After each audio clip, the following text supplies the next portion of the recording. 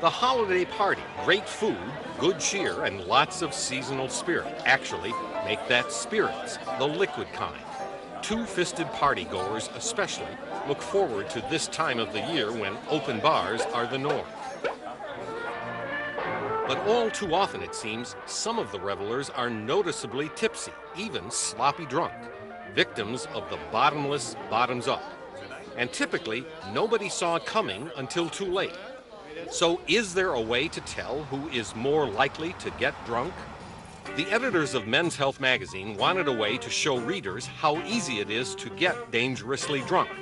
Working with 2020, the editors set up a supervised drinking contest, a kind of game to see which of three contestants would get drunk first. In this game, the winner would actually be the loser. Playing the game, three guys selected for their body sizes, one small, one medium, and one large. My name is Warren Green, and I am 27 years old, 150 pounds. Warren is a regular drinker, meeting friends several times during the week for one or two beers or scotches. My name is Andrew Tabor. I'm 27 years old. I'm 6'1", about 170 pounds. Andrew rarely drinks, a beer occasionally, and every now and then a glass of wine at home with fiancée Kim. My name is Royal Brown. I'm 30 years old, 6'3", and 215 pounds. Royal knocks back a shot of schnapps with pals a couple of times a week, but his regular drink is beer. Being 6'3", being a bigger guy, I've always, probably drank more maybe than the average person. For the record, none of our guys is the town drunk. None has a history of alcohol abuse. Drink, drink, drink, 2 hearts that will love one only, but I am the one. The Bethlehem Brewing Company in Bethlehem, Pennsylvania hosted the drinking contest. Each of our participants thought he could beat at least one of the other guys in holding his liquor. You're not worried that you're going to get unusually inebriated fast? No, you think you can handle it? No, I definitely think I can handle it, yes. You think you're going to have more effect more quickly? More quickly than Royal, but I really think Andrew's not going to make it. I think that, I've just had more drinking experience than he does. Okay, but Andrew, you've had some food. Exactly. In my opinion, I'm probably not going to touch Royal either, but I think Warren, being the skinny, athletic guy, he's going down. Round 1, gin and tonics. The guys are talkative, upbeat, and energetic. 15 minutes later, all of them are finished. Round 2, vodka tonics.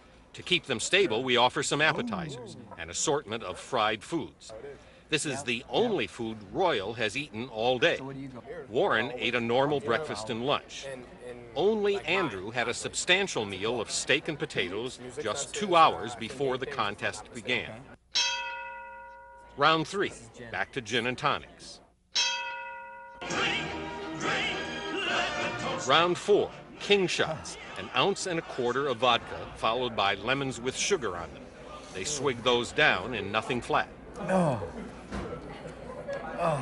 I need a beer, okay? I need a beer. Round 5, 16-ounce beers, a brewery specialty with a whopping 5.3% alcohol content. Round 6, 16-ounce beers again. All of the guys are slower now, and they are leaning on the table. It takes 20 minutes for all of them to drink up, with Andrew finishing last. 2. At this point, Officer Kevin Spano of the Bethlehem Police Department puts them through typical roadside sobriety tests.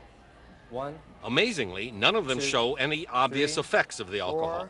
They're not slurring, and they all perform well on the coordination tests. Then, Lieutenant Frederick Mill follows up with breath tests to see how much alcohol is in their systems. It's the breath tests, which measure the alcohol level in the blood, that tell the definitive story. The legal drunk limit in Pennsylvania is .10, meaning the limit at which people become significantly impaired. Royal is just short of that at .08, the legal limit in some states. What round is this? 7? Round 7, Goldschlager Schnapps, king shots. Round 8, 16-ounce servings of golden ale beer, alcohol content 4.6%, and another round of appetizers. Hey. By By 8:05 p.m., 2 hours after the first round, our threesome has slowed down, especially Royal. He's only sipped a quarter of his beer, while Warren and Andrew have downed half. Finally, at 8:10, the guys say uncle. You think you know who will get drunk first? When we come back, you may be surprised.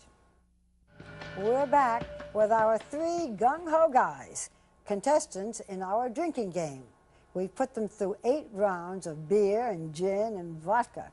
So which one will get drunk first? The smallest, the medium man, or the biggest guy? Dr. Timothy Johnson announces the unexpected winner and what the results may mean for you. 2020 in Men's Health magazine tapped alcohol expert Dr. David Craig to interpret the results of the drinking contest. Dr. Craig is professor of biochemistry and co-director of the Hobart and William Smith College's Alcohol Education Project. Dr. Craig says 2 factors play a big part in how quickly people get drunk: the type and amount of food consumed with the alcohol, and body size. The larger the body, the more water there is to dilute the alcohol. So it's really a function of how much water you have in your body. The bigger your body, the more water you'll have. And so smaller individuals consuming the same amount of alcohol as a larger individual will end up with a much higher blood alcohol concentration and be at higher risk. In the end, both Warren and Royal tied as the most drunk, both topped out at .11, 40% higher than .08, the lowest legal drunk limit, and a level which drastically increases the number of accidental deaths. But wait a minute, why didn't Royal's hefty size keep him from getting drunk? And why didn't Warren's regular drinking habit help him hold his liquor? How could medium-sized Andrew, who hardly drinks at all, keep from being more wasted than those two? Dr. Craig says Andrew's big steak meal gave him a leg up on the competition. Food that takes longer to digest will slow that process along. So fat-containing and protein-containing foods are the best, and so you don't peak quite as high in the blood alcohol concentration.